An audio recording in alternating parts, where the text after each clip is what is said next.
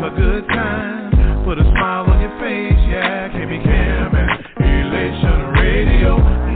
Even brighten your day and help you through the night. Bringing you good music. KB Cam and Elation Radio. And here's your host, KB Cam.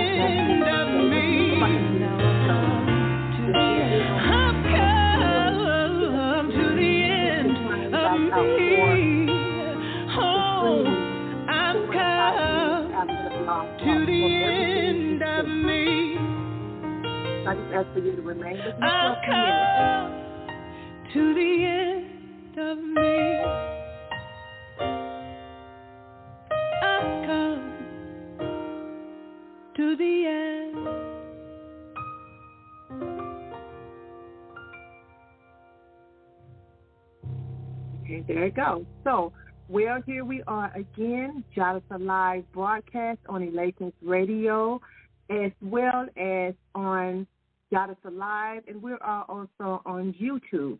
We are on a new platform that is combined into one online platform to bring you the same information on all platforms. I did not want to do 2 different platforms to make it seem like it was rehearsed.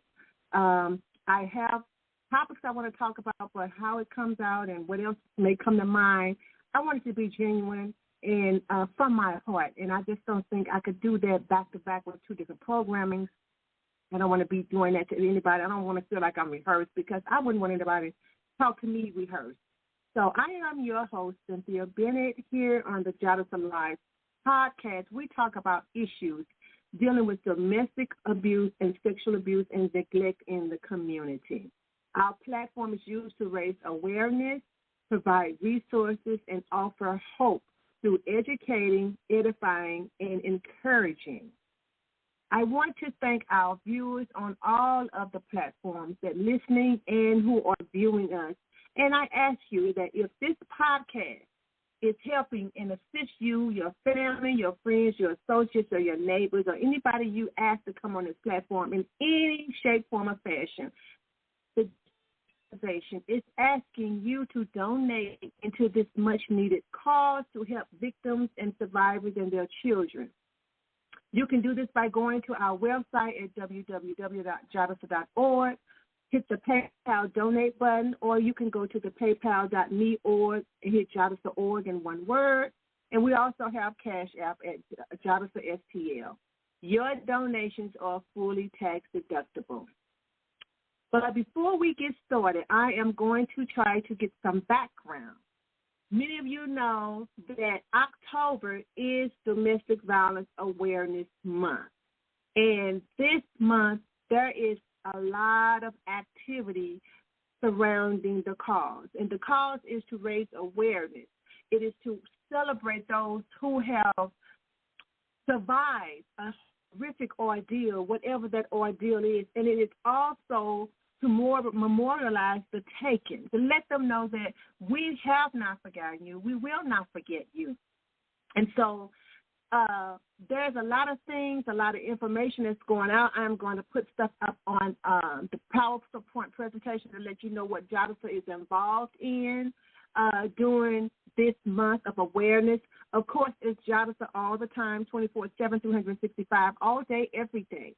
But for the month of October, there is a lot of resources, a lot of things that's going on. I don't even have all the presentations up on my PowerPoint to even talk about yet. I will add more next week. So we are involved in a lot of fundraising and awareness causes to help survivors of abuse and neglect. And so I am going to share some of the things that we are involved in this month, and I would just hope that you guys could be a part of, what we have going on, because this is about raising awareness. This is about helping our survivors to be a part, to share with them. And so I just want to share with you some of the things that we have going on. Let me put it on this presentation mode so you can see it a little bit better. So I'm going to try. Okay, there we have the presentation mode, and it's going backwards. So let me start this over again, because I really want you guys to be able to see what we have going on. So I'm just going to put it up right here this way. So I want to go back. Let me go back. The first one, as you guys know, Sister Sis. This is a weekly closed support group session that we have started last Wednesday, but it's every Wednesday. It is closed, and what it is, we ask you to go out on the website to register, or you can call the 800 number that's on that flyer, or you can email us. This is not going to be televised. There's not going to be any pictures, and then this is just what it says. It's a closed support circle to talk about issues that women go through, help us work through things, or whatever the issue is, and to share, give testimonies, to give encouragement. This is what it is, a Sister Sis circle. However, this Wednesday, I want you guys, this is free. Now, you all know free is free. Everything is not free, but this one is free. to you. We are having this Wednesday, September the 22nd, from 7:30 to 8:30. We are having free hand-to-hand combat training, and this is with Everett Townsend of Townsend Defense. This brother is phenomenal, let me tell you. And so if you want to learn how to do hand-to-hand combat training, self-defense, I'm asking you to sign up. This training is free to you. Everett is coming out. He's going to be here. We're going to be providing latex gloves and masks. If you don't have a mask, we will provide that to you if you sign up for this event. This is a one-time event. I don't know when it's going to come back around, but I know for right now, this is this Wednesday, September 22nd, from 7:30 to 8:30 p.m., and this is free hand-to-hand combat training with Everett Townsend of Townsend Defense. I have worked with him. I have gotten my, CCW. I have gotten my CCW license through him. He is legit.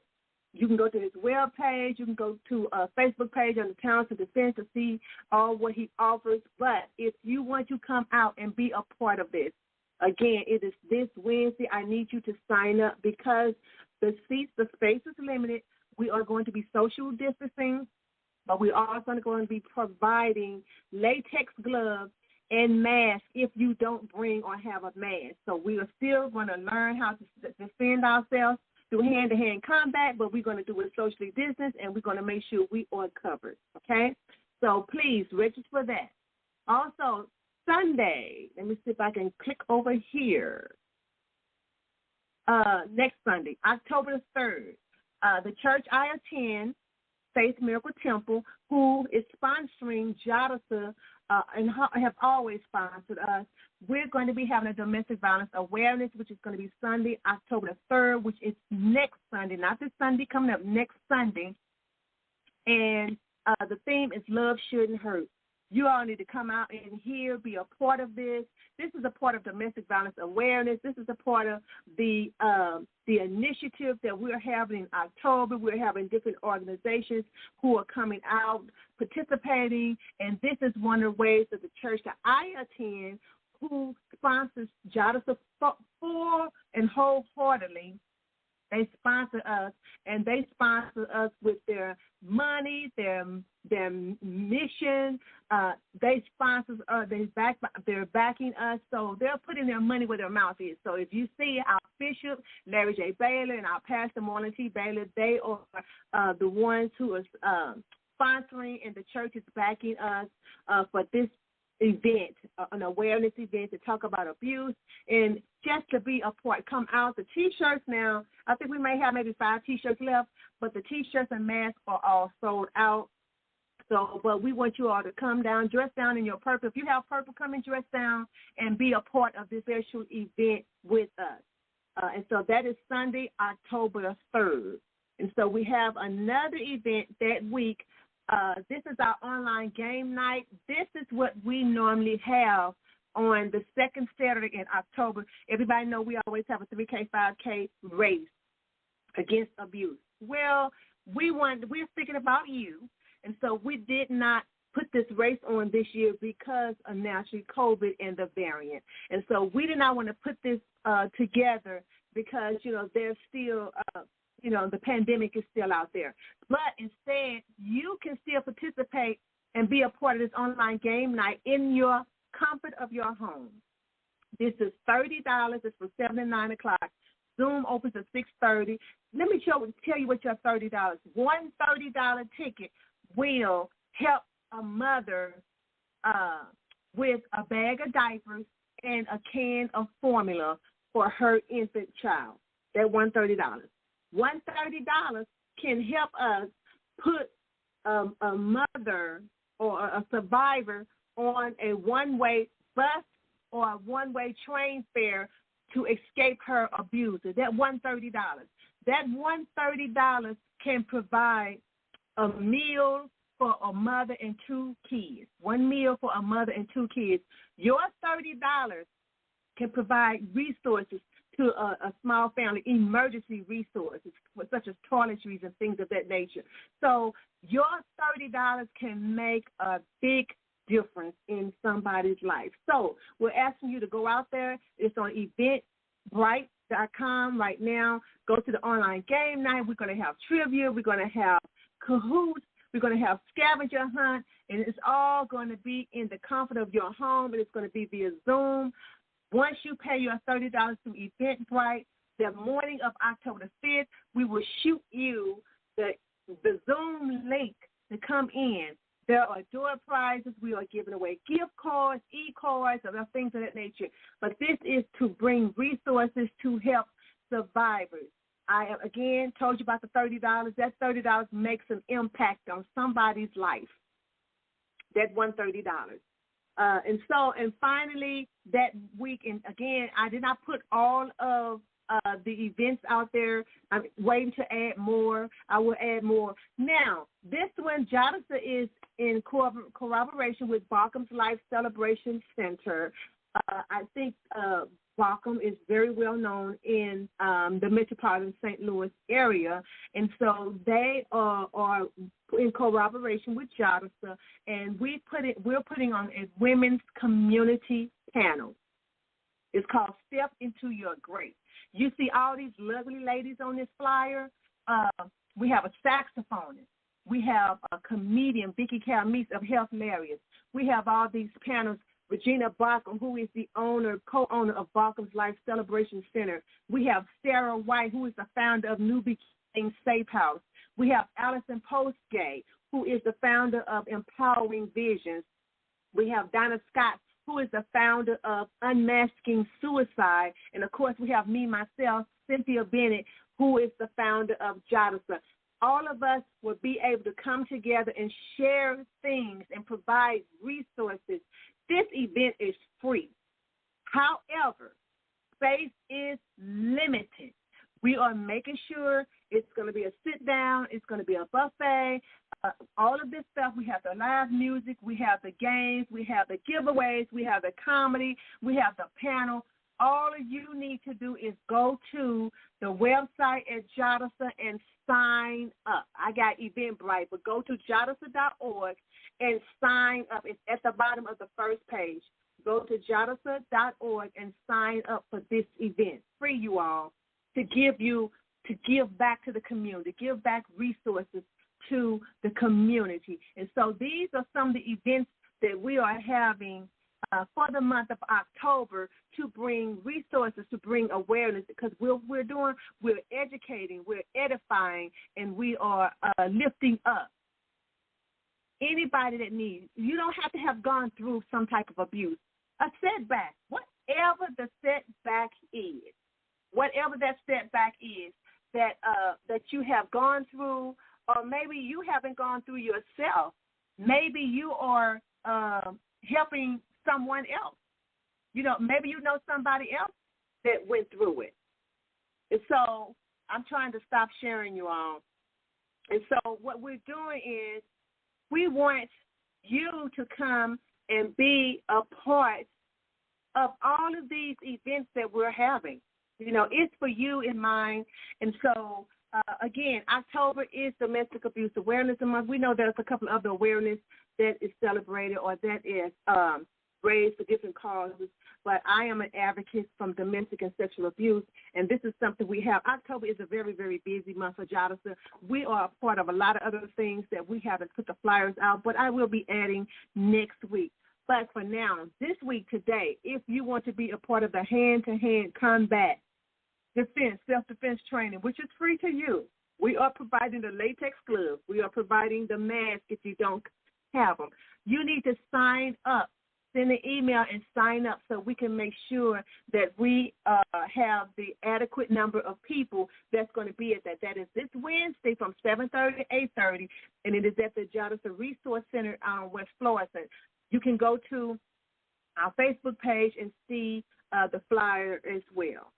So I just want to talk about, and for more information on resources and programming of things of that nature, if you can go to the Jadasa web page, Jadasa.org, and it's going to show you everything that we have out there for you. If you want direct services, you want resources, go to the Jadasa.org webpage. And so those are some of the announcements of the things that's going on that Jadasa, whether it's directly or indirectly. But we just wanted to put it out there and give you the resources and let you know a lot of these things are free. So a majority of them are free, but the one is the game night that's getting money so we can help women and children who have been in abusive situations, abusive households, neglect, just trying to get away, just trying to start over. You know, everybody have their days. Everybody have their times. And so this is their time, and we want to be there to offer. Don't wait till they come into your back door to realize what's going on. So let's think about others now and help them. So let's get started. Tonight I want to discuss, on the Jadasa website, I have an RSS feed that provides and scrolls across my page under, if you click on program, you see RSS feed, and it gives up-to-minute stories, laws, and information surrounding domestic and sexual abuse. So any stories that's going on in the United States, around the world, I get that RSS feed. And so when I was looking through my RSS feed, one of the things I realized it talked about a story, a community that goes often unnoticed, and that is the deaf community, those who are hearing impaired. And so I listened to this one lady who is a domestic violence advocate. She's saying that, you know, it's time for us to step up to help the deaf community during this pandemic and beyond. And as I read the story, it is so true, because one of the advocates who works with is called ADWAS, ADWAS, and that is the Abused Deaf Women Advocacy Services. Started to notice that this was a new kind of abuse that was going on, or a new kind of abuse that was brought to the forefront out of this pandemic. I'm telling you, this pandemic brought some stuff out. It brought some stuff out that, not only with the abuse, it brought stuff out with our education system. I'm not going to go into the education system. We all know. But this pandemic has revealed a lot of stuff. And I'm not going to say revealed, it's just through the covers back. Because a lot of stuff we already knew about, we just, figured throw it under the rug, out of sight, out of mind. Well, right now, it is in sight and in front in our minds, and it's something we can't just not look past as if, it's not happening. It is. It's right there in our face. So what can you do? And so this advocate was saying, with the pandemic leading to an increase in domestic violence, they are making sure, that our survivors in the communities are getting the help they need. But that help is not always easy for the deaf community. And so they're saying that it's hard for the deaf community to kind of reach out to get help, because we're staying safe from COVID-19. We're still in this pandemic, even though folks act like it's not. It's still going on. People still getting sick, still dying, all those things. And so people that are hearing impaired, or the deaf community, when they are also going through, they're going through an ordeal. Abuse already is bad itself. But I'm not saying it's an ordeal for them being deaf. I'm not saying that. What I'm saying is the ordeal makes it much harder for them, because now they're isolated, and then it's kind of hard for them to reach out or to get the help because of the hearing impaired or whatever it is, because of the community. There's not the resources out there, right? And so they're saying, how does COVID-19 impact these type of abusers? And, when a person who is hearing impaired or who is deaf, and they are experiencing abuse at the hand of, their abuser. The abuser partner may share misinformation about the pandemic to control them or to frighten them. They do that whether you hearing impaired or not. Or they prevent them from seeking the appropriate medical attention if they have symptoms. But the reason why it's more harder because deaf people tend to not have the same access to communication that everyone else needs, as far as advocacy services, as far as therapy, as far as counseling, all of these different things.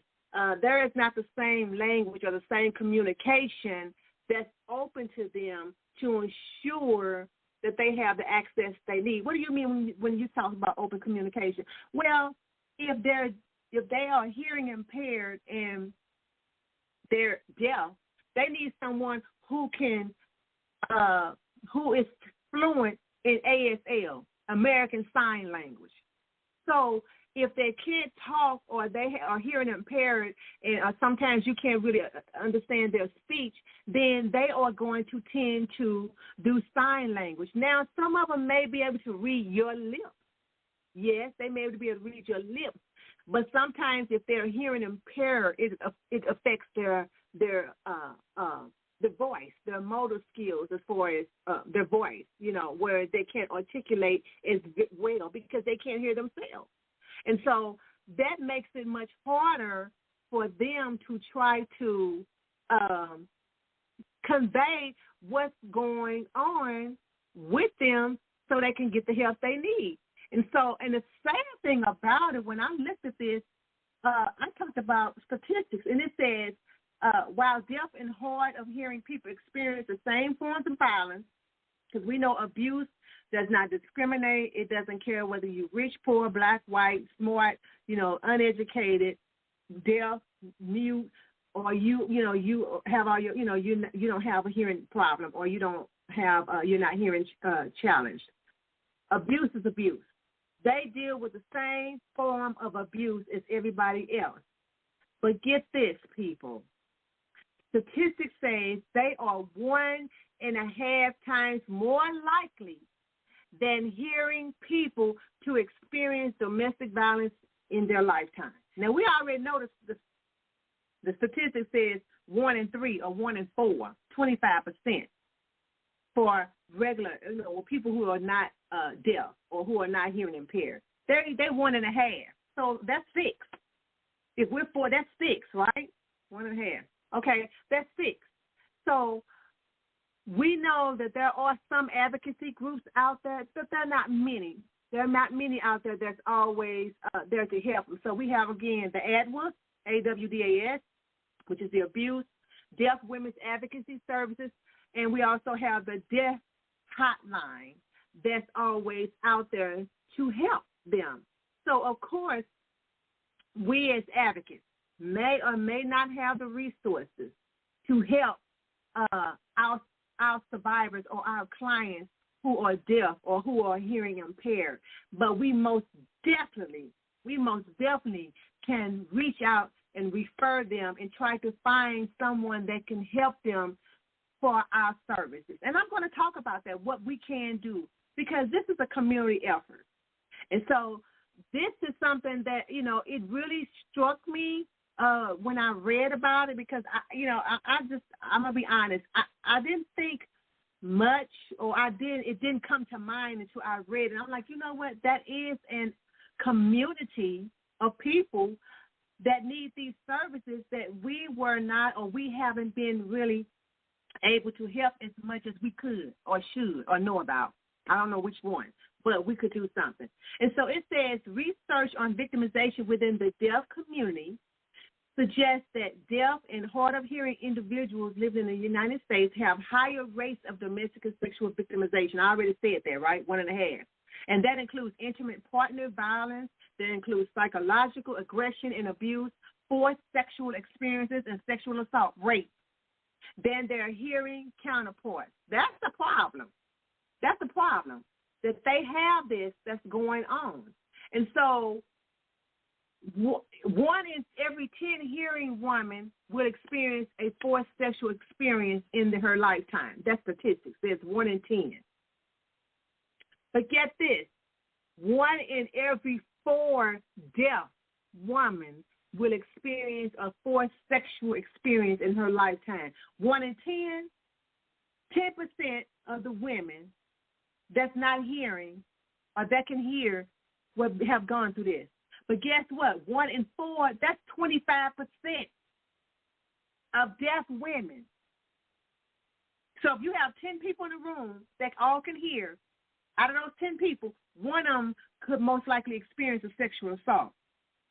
But if you have 4 deaf women in a room, or women who are hearing impaired, out of 4, that's 1. That's 25%. That is something we have got to look into. We have to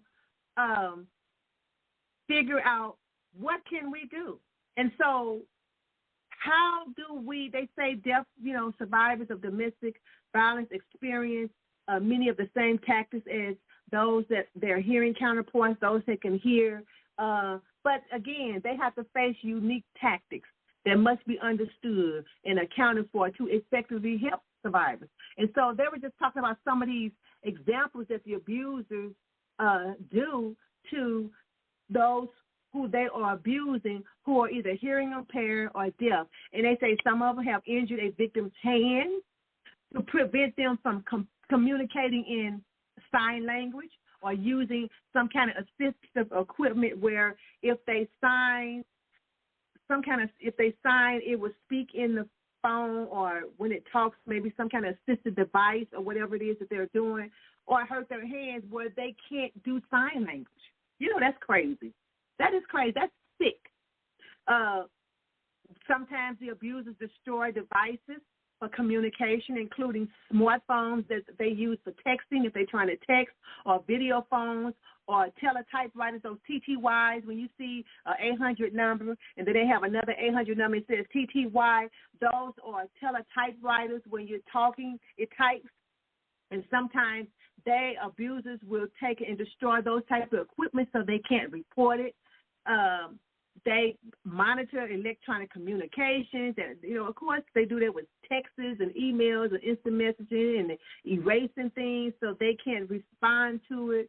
And one time, I did hear that one abuser threatened to abuse the hearing dog. They have hearing dogs or specially trained dogs that alert deaf individuals about sounds, such as fire alarms, or they try to lead them to the source of a sound. They have animals or dogs that are specially trained for that. Some abusers have threatened to kill the dog so the abuser cannot get help. I'm like, okay, wait a minute. This was an eye-opener for me. And also, it says an abuser may refuse to do sign language. He may know because that's his spouse or his wife or whatever, his significant other, and he's been with them. Of course, he may know sign language. He may know some gestures to understand.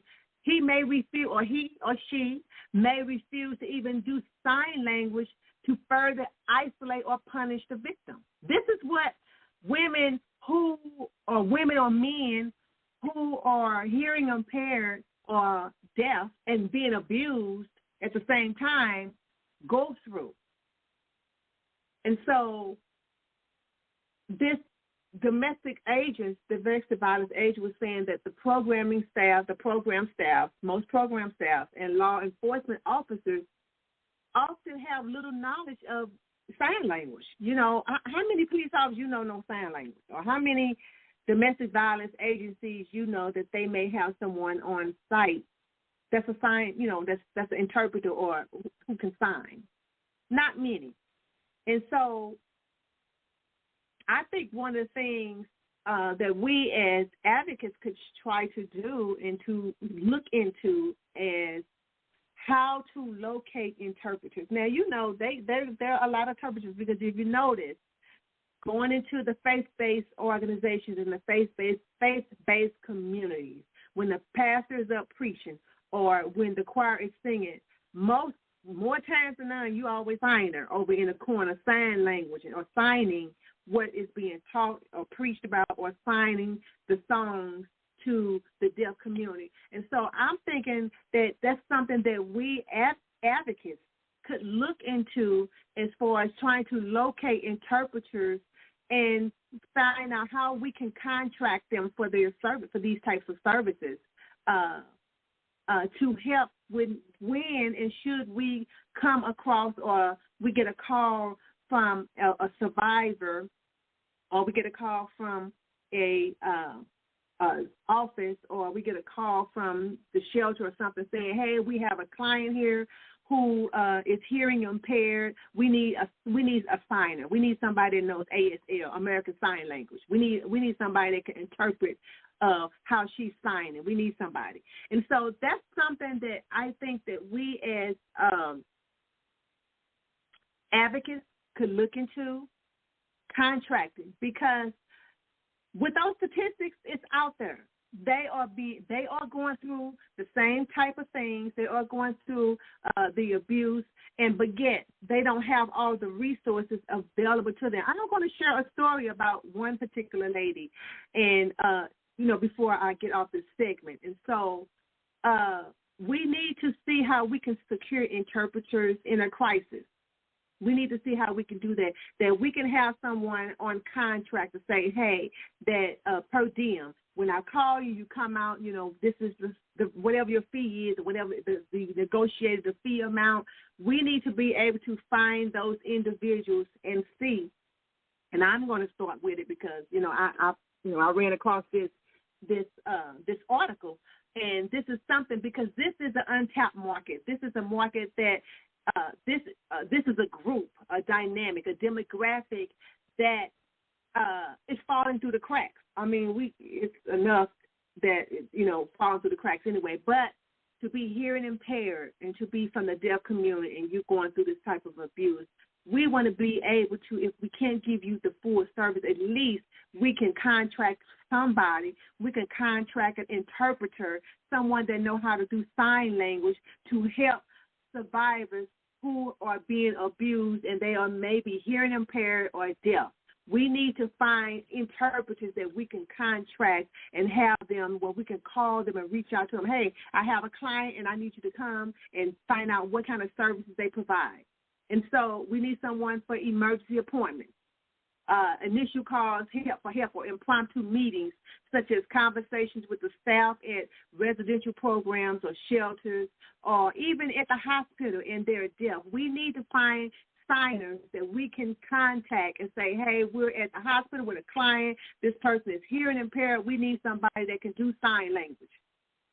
Because the ultimate thing is we want to get them the help they need, and if they don't understand, they read lips, but we don't read lips, then there's still a barrier in the communication. And then when you're trying to talk to the law enforcement, you got to go through the judge, the courts, or whatever the process that particular person was going through. They're going to need somebody that's going to be able to sign or can talk to the person and then sign and communicate to them. They can communicate back to you, and then you can share with the law enforcement or other advocates or those natures. So we need that. A person, because all of that presents challenges. Again, aside from court proceedings and surrounding domestic and sexual violence, we need to have that group of people where we can have it on the standby and contract, because they're out there. I see them in churches all the time.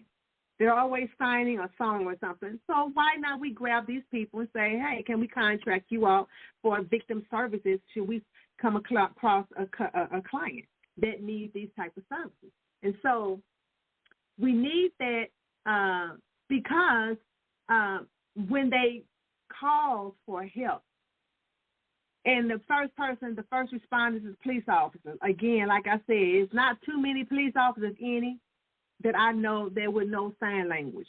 So if you're a deaf person, you're trying to explain what's going on, how can you communicate what's going on and what's happening to you if nobody knows sign language? And then, so that's an untapped demographic that we need to look into. And so Ruth, this is a particular lady named Ruth. I'm calling her Ruth.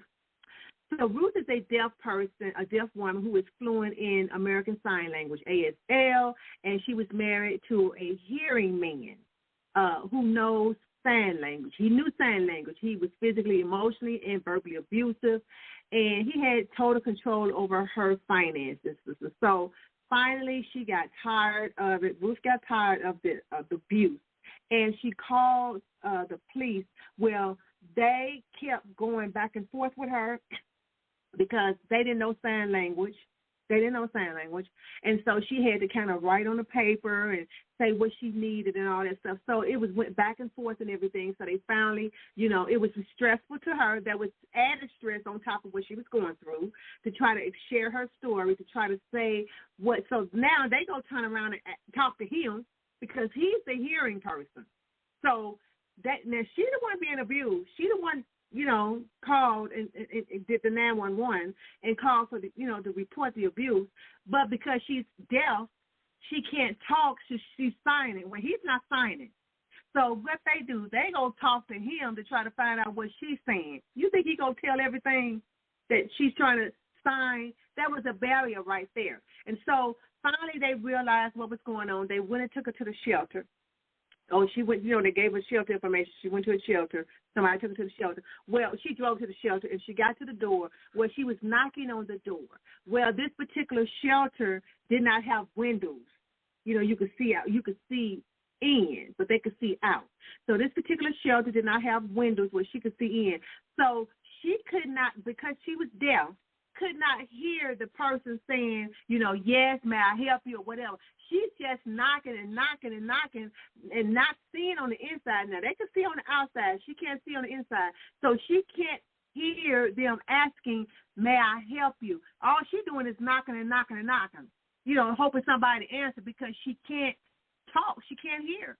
And so when they finally decided 10 minutes later, she, that somebody came in and she was trying to tell them she was saying, I'm deaf, and she was trying to, so they brought her in to do the intake. The lady was going with her, and she was trying to say, can you hear me? Can you understand me? She said, I'm deaf. Can I get a piece of paper? And so it was back and forth and back and forth and back and forth. And the lady said, we don't have anybody here that can do sign language. We don't have that. We don't have the resources for that and stuff. So she said, well, can I have, she was writing, gesturing, give me a piece of pencil. And she grabbed a piece of paper. And they was back and forth trying to write and explain her story. She got so frustrated. She said, you know what? She left the shelter and said, I'd rather just go home and deal with the abuser than to deal with that. That shouldn't happen because the resources are not there to help her. That shouldn't happen because she needed someone to sign for her, American Sign Language. She needed someone to do some type of sign language to get her information across or to share what was going on her so she can get these type of resources. And so, we need, again, signers to help with court proceedings. We need signers that we can contract that will also help with direct services. When the police is called, from the time the police is called, if they're going to go to a shelter, to intake, we need a signer that was going to help these people, a person that's hearing impaired or from the deaf community. We need a signer for that so they can share their story, so they can get the resources they need. If they have to go to court or they have to fill out a order of protection, they need a signer so they can understand and try to relay the information to the judge, the information when they're filling out this information. They need a signer for all these direct services. And so, again, what we as advocates need, we need to try to get a network of interpreters to contract for services. That's what we need, to contract for services so that we can deal with this demographic that is grossly underserved. Yes, statistics says they still go through abuse. Matter of fact, they go through it 1.5 times more than a hearing person.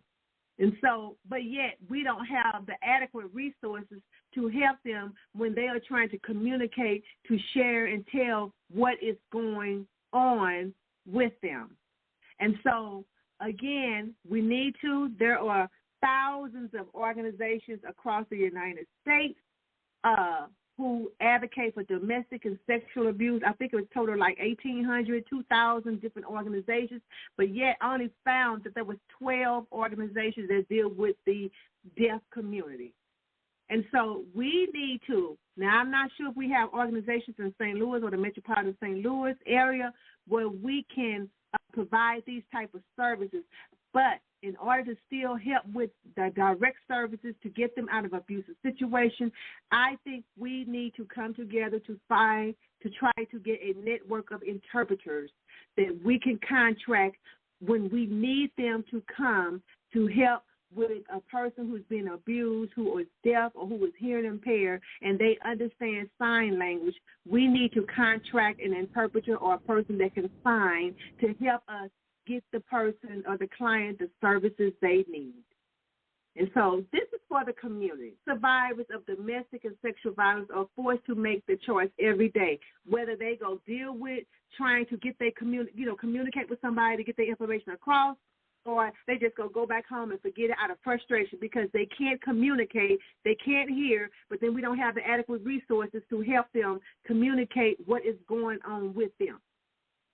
And so Ruth is saying the same thing in this situation. What Ruth went through, she said, should I flee to safety in a shelter where I can't communicate with anyone or no one understands my culture, which is the deaf culture, or should I stay in my home where my safety and well-being is at risk?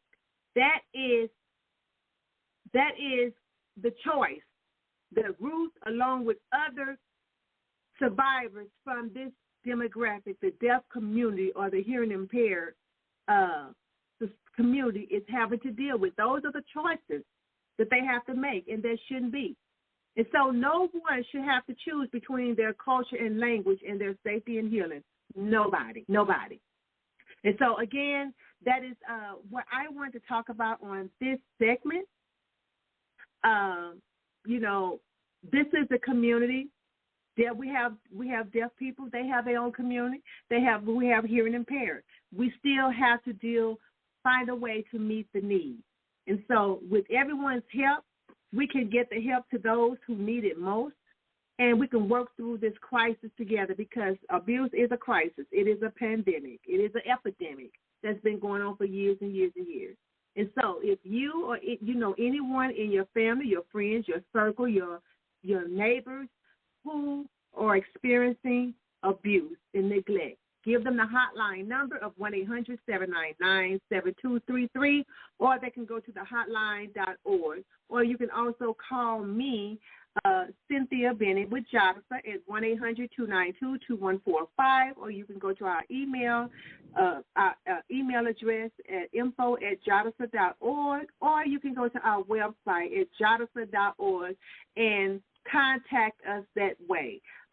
Jeremiah 29:11. I always go to a scripture with this because I like it. God says, "For I know the thoughts that I think towards you, the thoughts of peace and not of evil, and to give you an expected end." When God, your end that you want, He wants to give you the end that you're expecting. And I know everybody's end, all our ends is not in abuse and neglect. God wants to. He said, "I have plans for you. And my plans is of thoughts and peace." Those are my plans. That's my plans towards you, thoughts and peace. And He said, and that is not of evil, but I want to give you the end that you are expecting. And so, remember, Jadasa is the community. You are the community. Therefore, you are Jadasa. 365 days, all day, every day. I want you to be safe. I want you to be well, and I want you to be whole. And with that, I bid you good night.